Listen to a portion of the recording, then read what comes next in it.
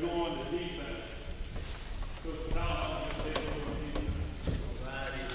Alrighty. So with defense, the 2 years I was down at IU, that was one thing I did not make pretty obvious in the past years that they've been having. But with defense, the main thing that we're teaching, the first thing, is stance. All right, most guys in the little league or middle school, they're hanging down like this, or they're standing up guarding their guys like they're out at Thompson Park playing or somewhere. All right, best thing that we want to do, if anything, is sometimes slide on the floor and get into position where the knees and the feet are underneath the shoulders and hands are up. Okay, sometimes guys like to put a hand up and one down, that's fine. All right, as long as they're moving with the ball with one hand or the other. All right. Another thing that we like to do to keep that stance going is, of course, is lane slides. Lane slides from one to the other, staying low. Teach you to keep the base low and the feet as well when they slide. Another big point on defense is talking. If you're communicating out there on defense, it makes it easier to know where everyone is at. Walking into gyms and it's quiet, we just know defenses aren't getting after it. Guys are always telling them where they're at. Hey, I got basket. Hey, I got cut. I got this guy over here. Just telling them where they're at. Just makes it run smooth for everyone. The drill that we do that is shell drill. We don't have enough guys to run it right now. We can start with you guys if you want. We might be able to get some volunteers to come out here and play offense. They don't have to move. So with shell drill, guys do not have to move. Put two of you out here as guards and a wing and a wing. And we'll be on defense. Okay. Four coaches are on defense. So one more offensive player stands over here. Here he comes. Coach Talhelm not playing today. He's got it off. Okay. So with shell drill, we usually have it set up like this. You can go 4-man, you can go 5-man. 4-man is the easiest to teach the basics. Now, what we teach the guys is that they're to move when the ball is in the air. They move when the ball is in the air. On it, we usually have a man that he's up on the ball. He's not forcing him one way or another. He's squared up. But as always, to basket. The easiest thing, the 3 points that we tell the kids is ball, you, man. Those 3 points right there, you can never go wrong. Whoever has the ball, that's the most important. Ball, and then your position, and then where your man is at. We also like to use is pistols. Pistols, you're always pointing to the ball, you're always pointing to your man where you're at. Head's always on that swivel as well. Where is everyone at? Now, like how we have to have the position, we always like to say, what do you guys have? 2 steps over, 1 step back? So you're always at least 2 steps over and 1 step back. All right, hands are always up. So you're not overplaying the guys like we're playing high or any of those other schools where they're uptight, hugging the defender like they're going to prom or anything. We're still just in the passing lane here. 2 steps over, 1 step back, hands are up, and we're looking. Guys on the back side, they're not going to be, they're 2 passes over, they're not going to be 2 steps over, 1 step back.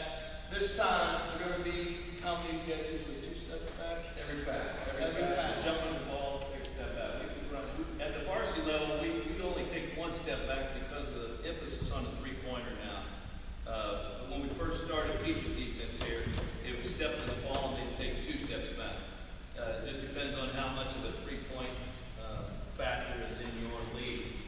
But now at the varsity level, we just jump to the ball and take 1 step back so we can recover back to our 3-point shooters.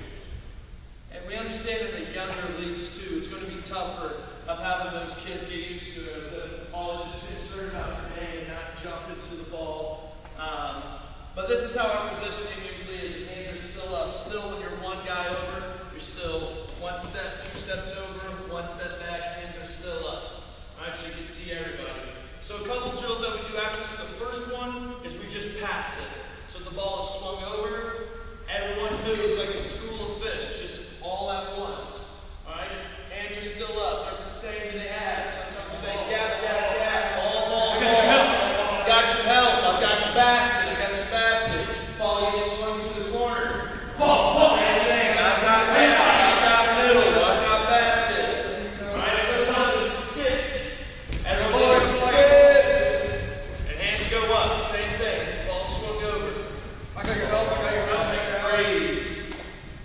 That's the one thing, is that we also just swing around. The second thing is gaps, driving the gaps. When that happens, ball is driven into this guy right here, tries to cut it off. This guy isn't going to turn his back on his man. All right, what we like to teach is that they're going help, help, and then they get over. They just step at him, and then they get over. All right, and then once he stops, he just swings it back out. All right, same thing, drive it. Same thing, he's back.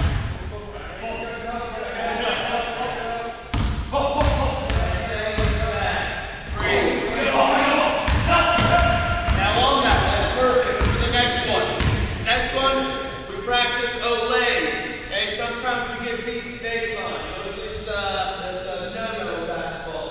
If Coach Rocky gets beat baseline, all right, what happens is that it's a rotation. All right, we rotate, foot on the line, come off. All right, we're dropping, and then when the ball is thrown out, all right, it's a call as well. All right, if you were to skip it, it's then a read. Who's saying who they got who? That whole communication thing. Alright, so the first one was a swing it, the second one was gaps, and the third is Olay, the baseline. Middle school level, or even fifth grade, you can make it more complicated, throwing in, once you pass it, you gotta cut. Now, one like that, let's say we go to the wing, and we're gonna cut. If you already stepped to the ball, you shouldn't let the man cut your face. That's the next big point, is do not let the man cut your face. So on that, sometimes the guys forget that whole jump to the ball thing, right? And their man sometimes goes the wrong way first. Sometimes forget that, and it's a layup. So the big thing that we like to say is don't let them cut your face. So if you're already jumping to the ball you man, this shouldn't be a problem. All right? So if we swing it to the side, same thing, swing it to the other, and then we cut, same thing, just like that. You're already jumped to the ball, it shouldn't happen. Last thing here, I believe, is we're going to look at post defense here before we go to rebounding. So thank you, volunteers, I appreciate it.